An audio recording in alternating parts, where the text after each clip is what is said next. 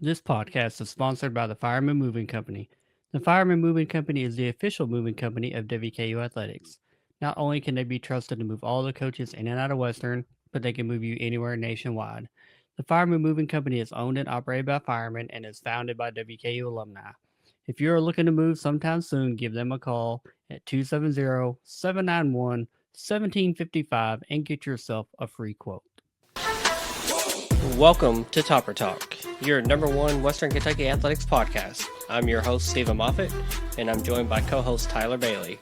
Hilltopper Nation, whether it's happening on the hill or on the road, grab those red towels, stand up and cheer, because it's up next on Topper Talk. Welcome back, and thank you for downloading and listening to another episode of the Topper Talk podcast.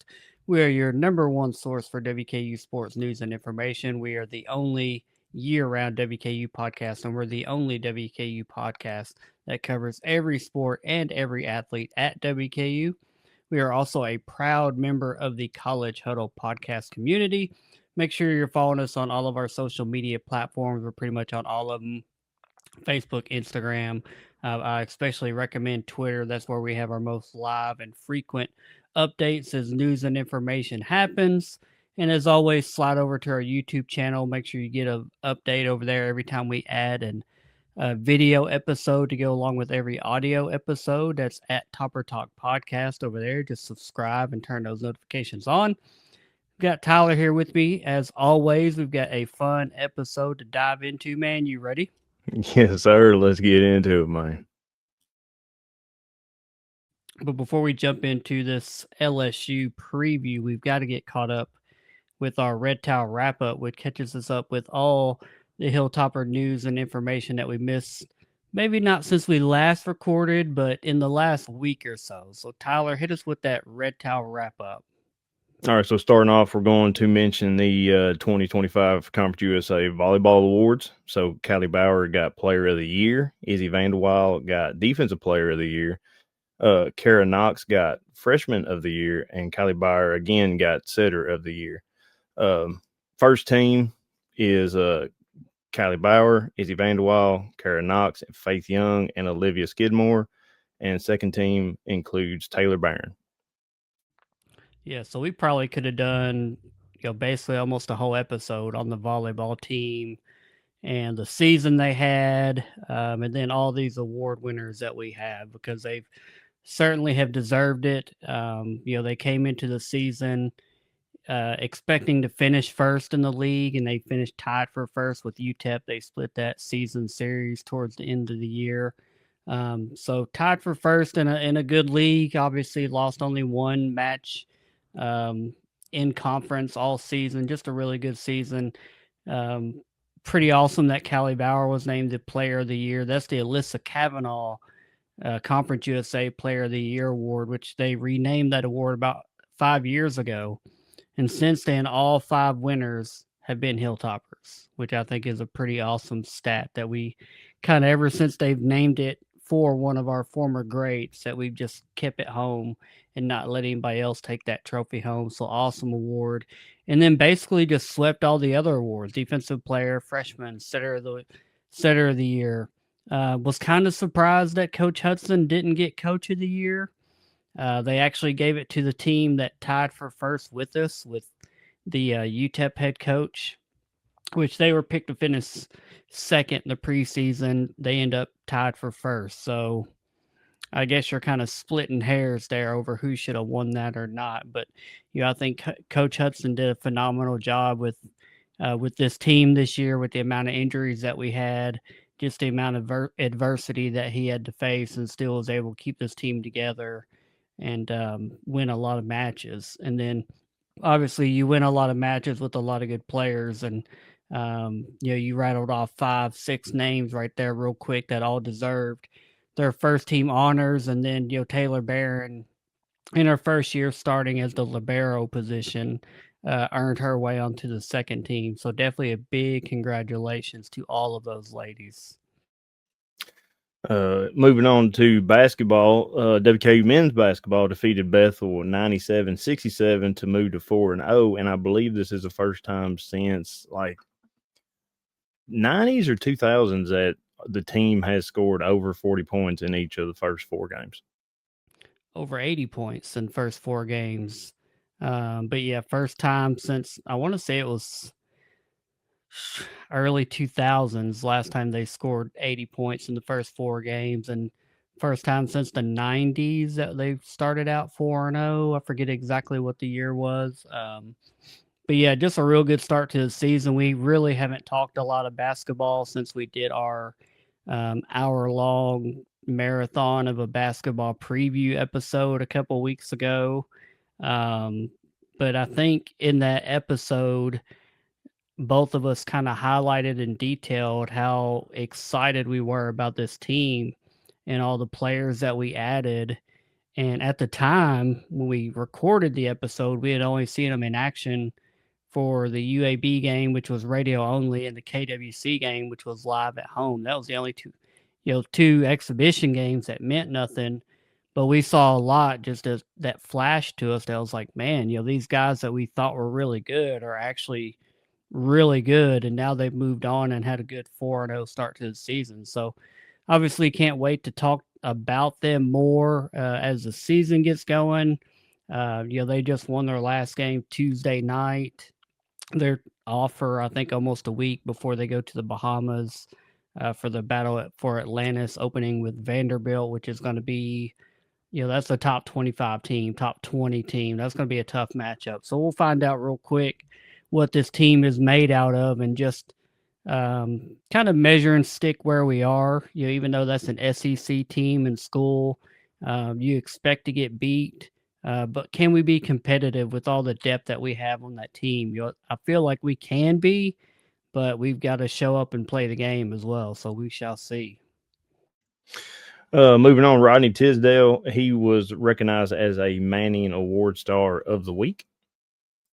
Yeah, and that's coming off the heels of a pretty impressive victory over Middle Tennessee, which I know unfortunately, we didn't get a preview episode out for due to my own medical issues coming off of surgery just a couple weeks ago and trying to recover and get better. We didn't get an MTSU preview episode out. We didn't rush to put a recap out about it as well. Just myself, selfishly, I guess, trying to get better, get back in the saddle. But pretty awesome that Rodney Tisdale continues to go out there. He's been Freshman of the Week a couple times and being recognized as one of the top 8 quarterbacks in the nation for that Manning Award Star is pretty awesome.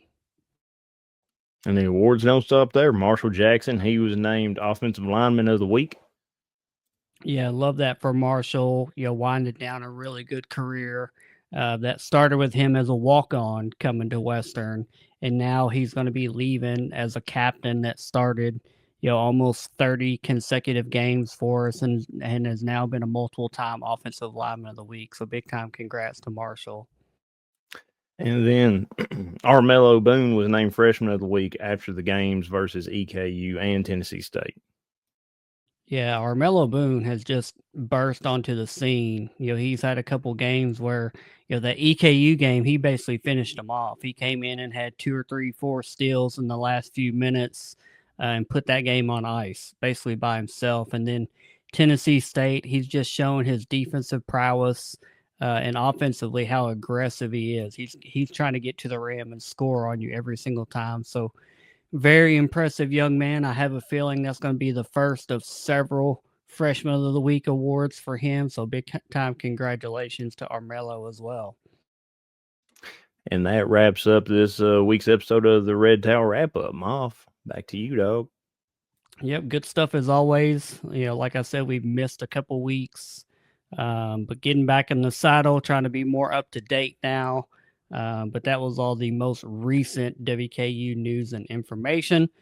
But now we do have a game preview versus LSU to jump into, and that preview will be brought to you by Roof Girl. If you have a leaky roof, shingles detached, faded, or just plain blah, don't call any roof company. Call Paula with Roof Girl. Locally owned and operated with over 6 years of experience and a proud WKU alumni, she will work with your insurance company. Give Roof Girl a call today at 270-392-4768 to set up a free inspection and quote. See her work by following Roof Girl on Facebook and Instagram. And remember, you're not just calling any roofing company, you're calling Paula, a person who cares for your roof. And a good roof is a roof you can forget about. Again, call Roof Girl at 270-392-4768 to get started today. Um, but yeah, LSU game preview, man. SEC game week coming up this Saturday, 11/22. We have a 6:45 p.m. kickoff, so an evening going into night kickoff in Baton Rouge, in Death Valley. The game is on the SEC network. WKU enters the game at 8-2 overall, 6-1 in conference play. And I found an interesting note from an SEC friend that said WKU is only the third non-conference team in the modern era to come into Baton Rouge with 8+ wins. So it's pretty impressive. Pretty short list of teams that are coming in there this week to play and having double or not double digit wins, but 8 wins at this point in the season. So I'm not saying there's a chance, but there's a chance. We are most recently coming off that victory over that rivalry victory over MTSU. Again, we didn't talk much about it as far as recapping it, but seventh victory in a row in the series. Tyson Helton 7-0, just doing what he does, dominating Little Middle and sending them back down to Murfreesboro with their tail between their legs. MTSU, or rather LSU, enters the game with a 6-4 overall record. Most recently coming off a 23-22 win over Arkansas. They had lost their 3 straight previous games before Arkansas and fired their head coach just a couple weeks ago, and promoted an interim coach that should be familiar. I believe it was Frank Wilson, formerly of UTSA. They also have benched their preseason Heisman hopeful quarterback. I don't know if it's injury. I don't know if it's performance. But quarterback Garrett Nussmeier did not start their last game. We will talk about their who their incumbent starter was, but found it interesting that their preseason favorite was not the starter in their most recent game. The all-time series, LSU is leading 2-0, with them winning the most recent matchup in 2015, 48-20, in what was a torrential typhoon downpour. It was nasty. It was rainy. It was not conducive to the air raid system that Jeff Braun wanted to run in that game. So hung around while we could. 48-20, I think, still respectable. The betting line at this game is currently given LSU as a 21.5 point favorite with an over under of 48.5 points. And then the ESPN matchup predictor gives WKU a 5.1% chance of winning compared to just 94.9% chance for LSU. So Tyler, jump in. What are your thoughts on this game from an aerial view? Well, I mean, it is a good it's a big game. Anytime you can go into SEC land and play one of them, especially in a venue or a arena that's known as Death Valley, it's going to be big. But big time players come up when the lights turn on. Is LSU some kind of unstoppable force? No, I don't think. They fired their head coach. You just went through the reasons. Obviously, they have some problems. Players ain't panning out like they should. And I feel like this is a chance for Western to steal one. I mean, we have our own players that we've promoted or I just feel like the offense is moving a lot better now. Defense is coming on. I feel like this will be good. And I know the players are, after the MTSU game, the players are excited for it. Coaches are excited for it. They're ready to get down there and play, because this is why you play football, is to play against the big dogs. And I say let's go for it. Yeah, they're dealing with a lot of adversity. LSU is, when you talk about firing a head coach midseason, just not meeting the expectations of what the program is. They came into the season with, college football playoff and national title aspirations. And then, you go on and lose 3 or 4 games in a row, whatever it was, and get rid of your head coach, which had kind of been on a warm seat for a couple years, and finally earned his way off of it. And, now you got a quarterback change that's been made. And, when I looked up and down the roster and started looking at these players to know that we're going to talk about in a minute, they've still got some dudes on their roster. Don't get us wrong by any stretch of the imagination. They've got some guys, they've got some size, they've got depth. I'm sure they've got speed. They've got a lot of guys that have made a lot of plays this year. But like you said, they've got some dysfunction. They've got an interim coach. Um, they're trying to piece together a season that had high expectations, and quite frankly, I don't know if they're just trying to land it, get this thing on the ground, and get to the off season and see who's going to stick around, or what the motivation of this team is going to be. But just looking at their scores over the last couple months, I mean, they're not games that they're winning, they're not blowing people out. And the games that they're losing pretty handily. So it's, you like to look at it and go, a team like us has a puncher's chance. But at the end of the day, I'm just like, man, they're still LSU, though. It's still a big, tough task on the road in a night game in that environment where they just don't lose very often. But you know what? ESPN gives us a 5.1% chance. That's all I need. That's 1 in 20. Why can't Saturday be 1 in 20? So let's find out who these players to know are. Starting on offense, I alluded to their quarterback, Garrett Nussmeier, did not start their last game. So I'm going to highlight the quarterback that did start, which was quarterback Michael Van Buren Jr. He's number 11 on the roster. He's a 6 foot, 190-pound sophomore. In his first start of the year, he was 21 out of 31 for 221 yards. He had 1 touchdown, no interceptions, and he was sacked 4 times. Their leading wide receiver, this is their leading receptions and yards guy, is wide receiver Barryon Brown. He's number 6, a 5'11", 185-pound senior. On the season, he has 44 receptions for 449 yards, but only 1 touchdown, even though he's their leading receiver and leading yards guy. He's not their guy that generally is getting red zone targets, it appears.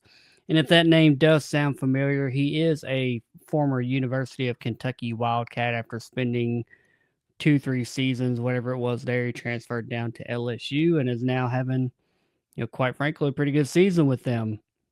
Their leading running back is running back Caden Durham. He is number 29 on the roster. He's a 5'9", 205-pound sophomore.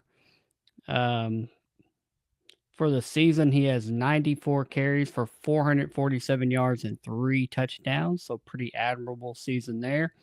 And then I wanted to list their actual leading receiver as far as touchdown goes. And they've got a big boy that they lean on. That's their tight end, Tradez Green, number 14, 6'7", 240-pound sophomore.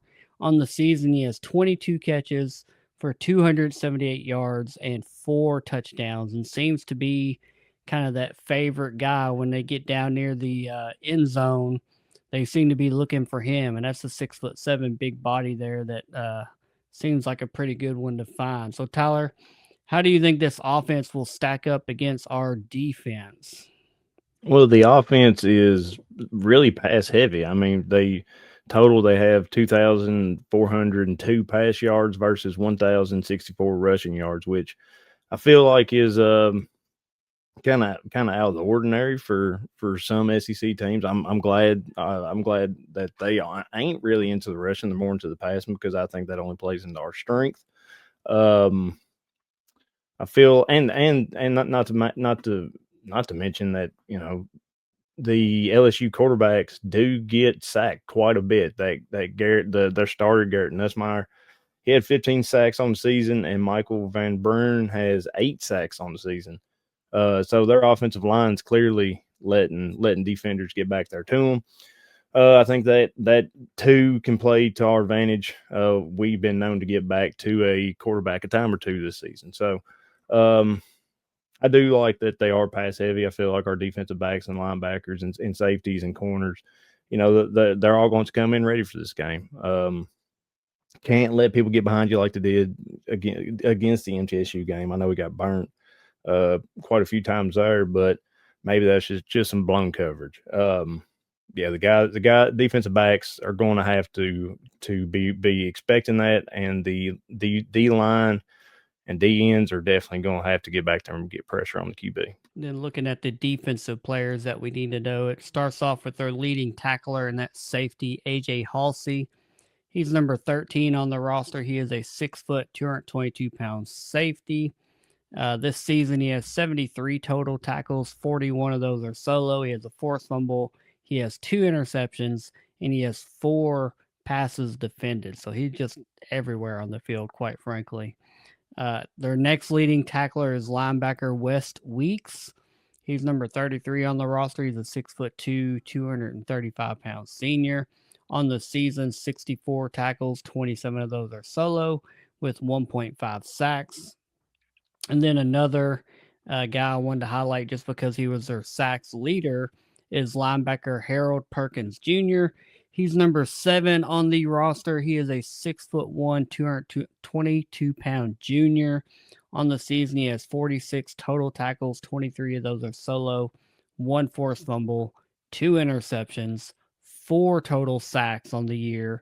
And then as a whole, their defense has 22 sacks, 12 interceptions, and 3 forced fumbles. So a little bit disruptive, for a defense that, and I know it's kind of weird to say that they're not doing enough to win games. Maybe it's their offense not doing enough to win games, but it seems like they're disruptive and make some plays. But Tyler, how do you think this defense will match up with our offense? Well, this is Rodney Tisdale's really getting into the frying pan in this one. I know Marshall or MTSU had 8 forced fumbles when we played them. It's kind of surprising that LSU is only able to punch 3 out. But the sacks does not surprise me really. This team's going to be bigger, going to be faster. QB play is going to have to be a premium for us. Can't really be making bad passes. You have to make the best passes you probably are this season. And our guys are going to have to be able to get open and get space and hopefully the offensive line's able to create some room, because if our guys can run, that's just going to keep LSU from sorry about that. LSU from dropping, 7 or 8, and it's going to help out Tisdale and help out the team as a whole. But I feel like this is going to be a huge test for our offense. Can they hold West Weeks or Keys or Perkins from getting in there? Jack Pyburn. Can the offensive line hold? Can the wide receivers and tight ends, get past Halsey and the players I just named? I don't know. I would like to think they can, but I feel like this is going to be a tough game for us offensively if we cannot get open. Yeah, you mentioned one thing that we hadn't really touched on was on our side of things offensively. Tyson Helton did in his presser for the week did say, I think we're going to continue to roll Rodney Tisdale out there. His play on the field, being 3-0, whatever it is now in games, maybe 4-0, whatever he is now. He's earned the right to be the guy coming out there. So don't know Maverick's status. It's been said he's available, since that FIU game, which was the last one he played in, but dealing with an injury. Whether he's healthy or not, or ready to start or not, I don't know. But it looks like Helton's made the decision to row with the hot hand, and that's Rodney Tisdale. And I think it's hard to argue with that and what Rodney has brought to this offense as far as that dynamic of his legs, and still being accurate, throwing the ball, getting the ball downfield, spreading the ball out. Has his mistakes, forces his throws, has a turnover here or there, but Nothing so detrimental, that it's cost us a game yet. So I really don't hate the decision. I like it for Rodney for this season. I hope he goes to LSU and I hope we come out healthy. I know that much. We need him for, hopefully the Jacksonville State and hopefully a conference championship game.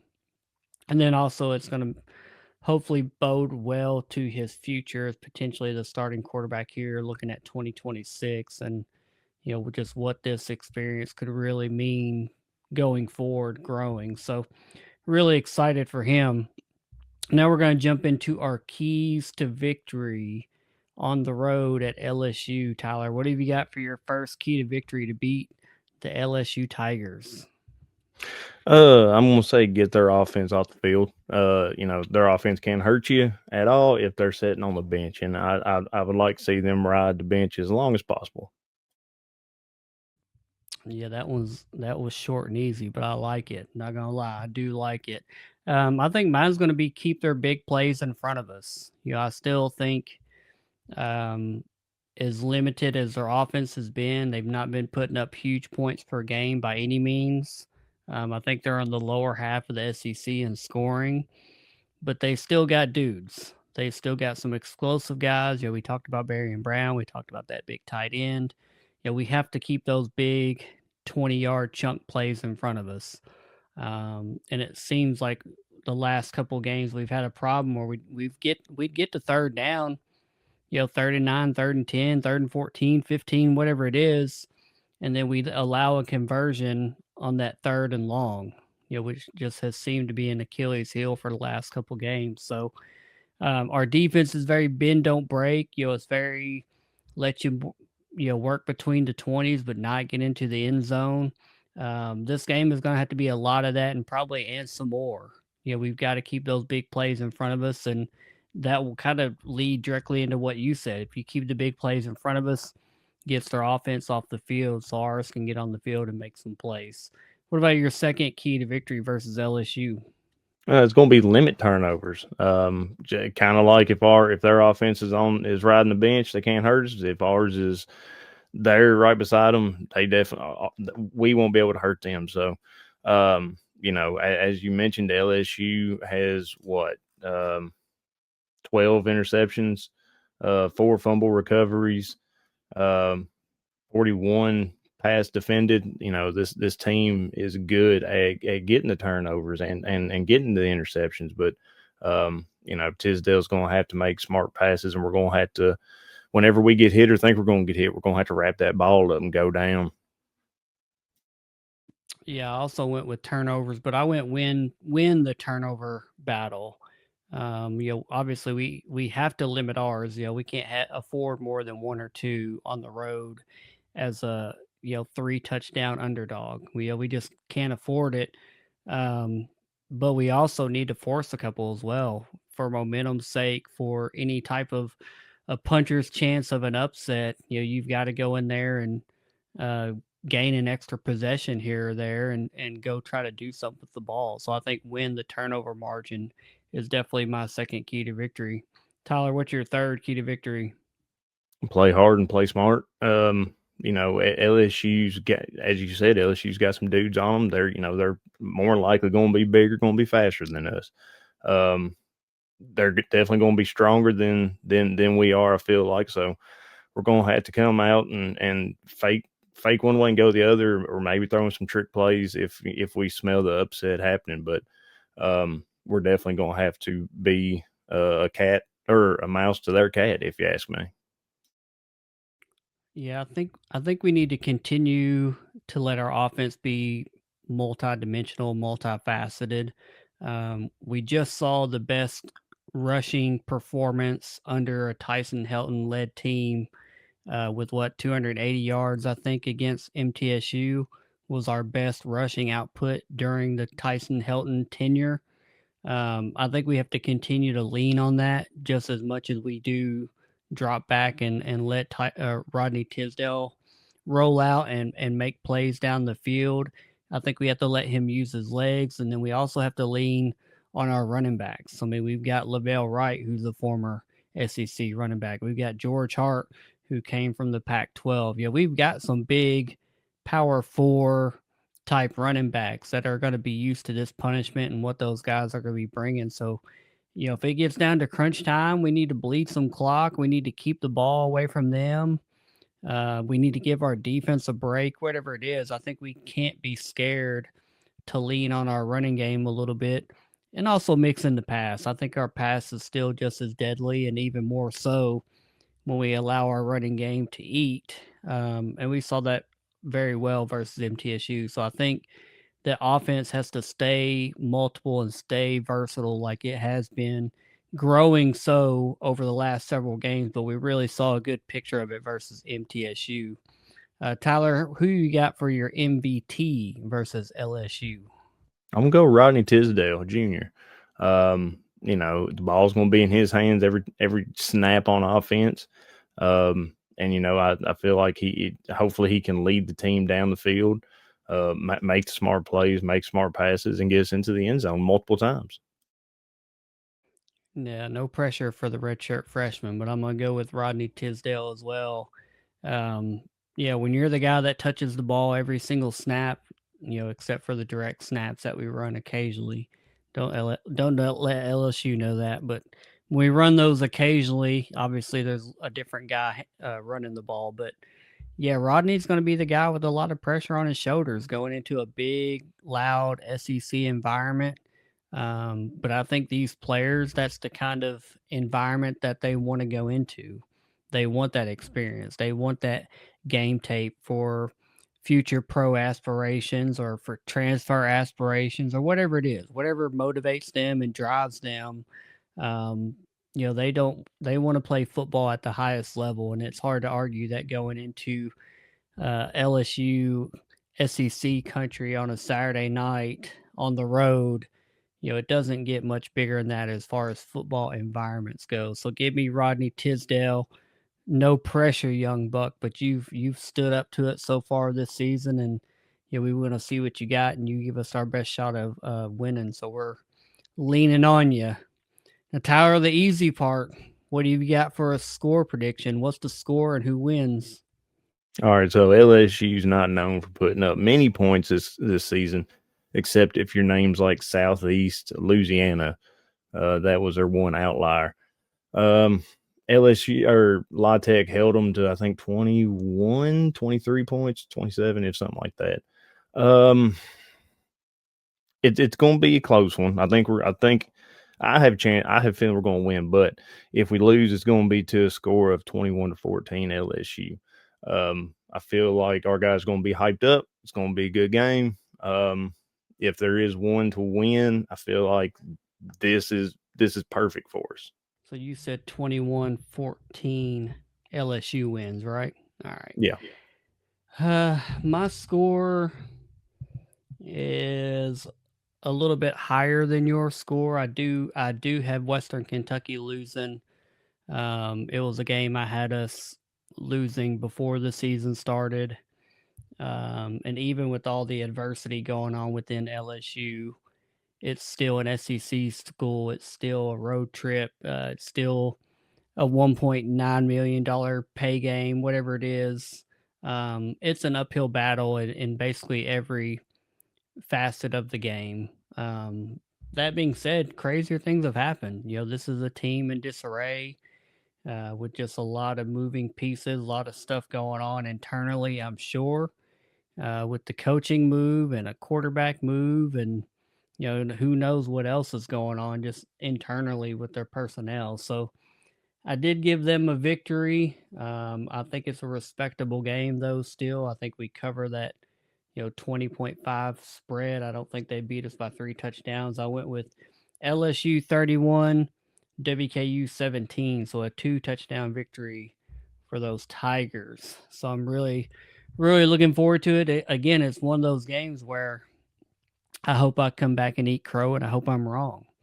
I think the last one I predicted us to lose was the Louisiana Tech game, and I gladly, gladly, gladly came back on here and ate some crow, and I will do it 10 times louder if we go down and beat an SEC school for the first time in 6, 7 years since the Arkansas game. I want to say was the last one that we won. So Would gladly love to be wrong if this score pans out and goes the other direction.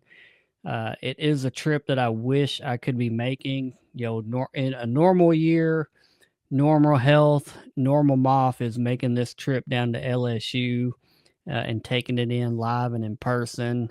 But unfortunately, not in the cards this year. We'll look at Georgia next year. I think they're our big game road trip on the schedule. Try to pencil that one in September. But really looking forward to the season continuing. 8-2 and 6-1 right now.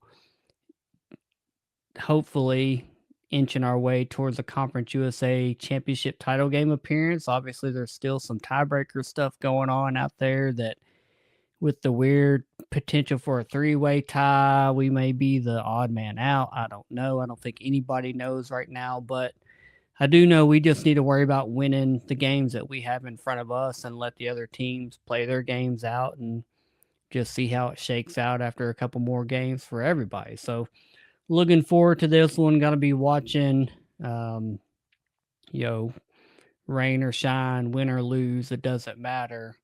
Going to be definitely taking it in and enjoying it and looking forward to it. Tyler, hit us with your final words and take us on out of here. Yeah, this would be a fun game to go to and get to go down and see because I've driven by LSU's football stadium. I didn't get to go inside, but it was pretty big. But yes, this is an uphill battle. And I think the Tops can find a way. Yes, it has been a while since we beat a P4 school. But this team barely beat Arkansas, and Arkansas is pretty terrible at pretty much football. So, but no, basketball is going good. Armello Boone, I was excited whenever we signed him. Still excited that we signed him and he's getting to play. And this last game, since we didn't get to recap it, this last game, 3-point shooting was phenomenal, I believe. Just a good all around team. I can't wait till they take the floor versus Vandy. I'll definitely be watching that, and I hope people come and support the Tops at home because this team is explosive. It's big time. The guys are firing on all cylinders right now, and it's just fun basketball to be a part of. And I think it would be good to see Lavelle Wright and George Hart take on LSU, and Henry, Barry, Hutchinson coming through. I mean, it's going to be. Hopefully, our offense shows up. Hopefully, Tisdale is able to rise to the challenge. Our defense, red zone defense, is amazing right now. We're really good there, so it should be a good game.